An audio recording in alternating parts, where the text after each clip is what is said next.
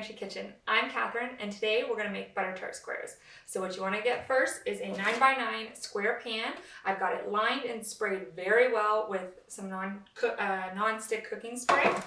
I've got two because I'm going to make a double batch today. The recipe I'm going to link below is just a standard ×1 recipe. So it will make one 9x9 square pan. If you have an 8x8, that's fine. You've heard me say it before. I like a 9x9 because it gives me perfectly even 3-inch squares. So let's get started. We're going to make the crust first, and I'm going to do my sugar and melted butter. And everything is, it doesn't matter if there's still a little crust left in the bowl. There's no need to get two bowls dirty when you don't need to. So we're going to mix the melted butter and brown sugar in here. Then we're going to add in 2 cups of all-purpose flour and 2 cups of oats. And I've got the secret ingredient in the crust that I really like is some cinnamon. So again, if you're making just one, you're going to use 1 teaspoon. I'm going to use 2 teaspoons of cinnamon today in my crust. And I'm using unsalted butter for my crust, and there's going to be some butter in the filling because I'm going to add my salt. The best thing you can do in baking is use unsalted butter because then you can control how much salt goes into your recipes. Alright, in goes the flour and the oats. I'm using large flake oats here. I mean, you can totally use whatever you have on hand. I wouldn't really use like quick oats like you would use for oatmeal. But if you've got medium, small, whatever you got on hand works. This is going to be one of those recipes that you should pretty much have everything on hand. Maybe you don't have pecans on hand, but that might be the only thing that you should have to buy. All right, so we're just going to get this to a crumbly texture, and then I'm going to divide it between my 2 pans.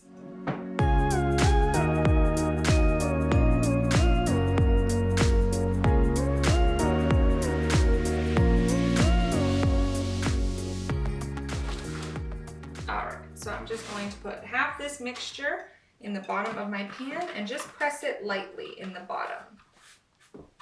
And to divide it, I just cover both bottoms and we're good to go. You can weigh it out, but that's all right. We're not going to do that today. No need. If you feel like you put a little extra in one, just go back to the first one. All right. With my hands, I'm just going to lightly press it down. You don't want it too compact, just firm. So this is going to go in for a first bake. So we're going to pre-bake the crust. Okay, so I'm just pushing it down so it's one even layer. You've got both done, or just one if you're making one. You can go ahead and pop it in a 350-degree oven for 15 minutes. And while that's in the oven, we're going to get the filling ready to go. All right, now in the same bowl, we're going to get started with the filling. So I didn't wash the bowl. It's totally fine. Didn't wash the whisk. You're all fine. So we're going to put in the brown sugar and the eggs. We've got 1.5 cups of brown sugar and 4 eggs. Again, this is perfect because once the crusts are done cooking, I'm just going to divide this filling into 2 pans and we're all set. So everything is easy and in one bowl, so it makes for less dishes. All right, so we're just going to whisk those together until they're fully combined.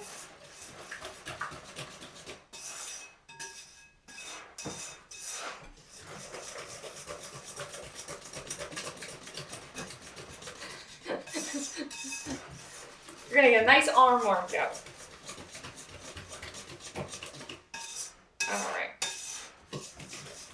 All right, now once the mixture looks like that, nice and smooth, go ahead and add your melted butter.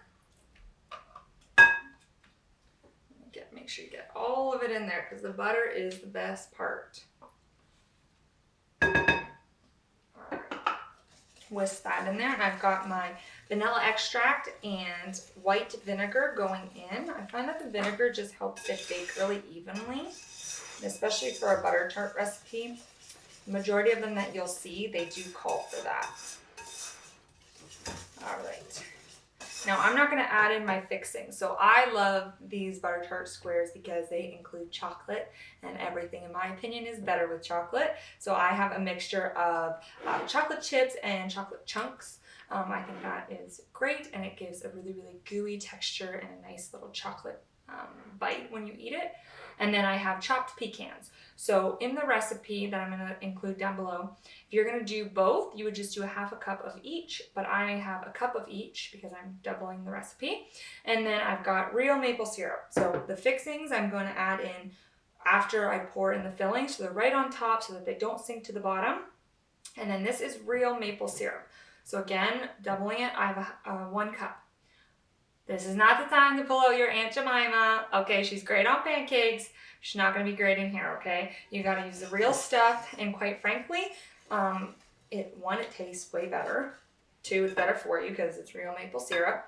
And it isn't too expensive. When you're portioning it out into recipes, it's not that bad. Like, it's not going to be your $1, $2 syrup, but you're buying the real good stuff. So I'm using real maple syrup in here, and that's what gives it the best taste and texture.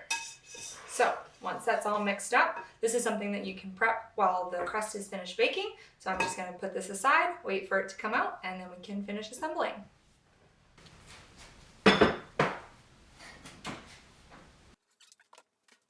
All right. Now that they just come out of the oven, they're very hot, but this is the perfect time to pour our filling in, and then we're going to pop them back in the oven for 25 minutes. So I'm just going to even out my filling between the 2 pans. And then we're going to sprinkle in the pecans and the chocolate chips.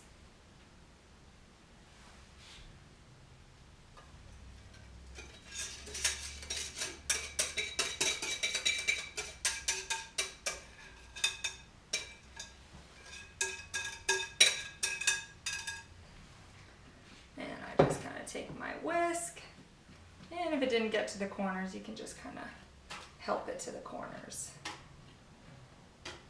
And once this bakes, it because it is a fluid filling, but we've got the eggs in there, that's going to act like a custard, and it will set it just like a pecan pie. So this is the perfect time, and again, I'm just going to even it out between the 2 and sprinkle in my pecans and my chocolate chips.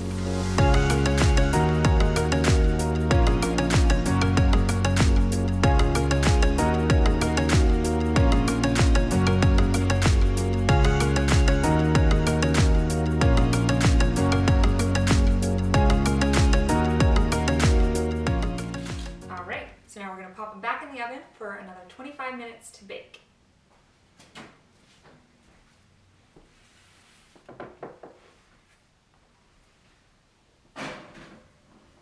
Goodbye, friends. We cannot cut them anytime soon. They need to fully set, so they are going to go in the other room on a wire rack until they are completely cold. To be honest, it's probably going to take a couple of hours, but then we'll be able to slice and enjoy. Time to cut. So we're going to cut this. You want to let it rest and set completely and cool probably a good at least 2 to 4 hours, honestly, after you bake it. I know, crazy. How can you wait that long? Totally make it the night before if you want to, or even the day before. It holds really well in a Tupperware container. So I'm just going to slice it into 9, and that will be the perfect size to sell. Ideally, if you're having a party, you can cut these obviously smaller because they are very decadent. But for retail, I'm doing 9 squares. And like I said, they are still slightly warm and still very gooey. But I'll take that risk just to try one. All right, and you already got chocolate chunks coming out. All right, let's see. I might go for this corner one over here. Oh, perfect.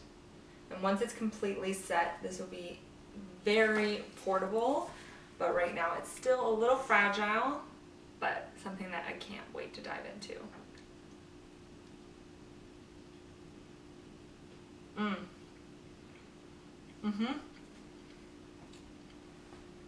The cinnamon in the crust is just the perfect amount, and this is the most divine treat.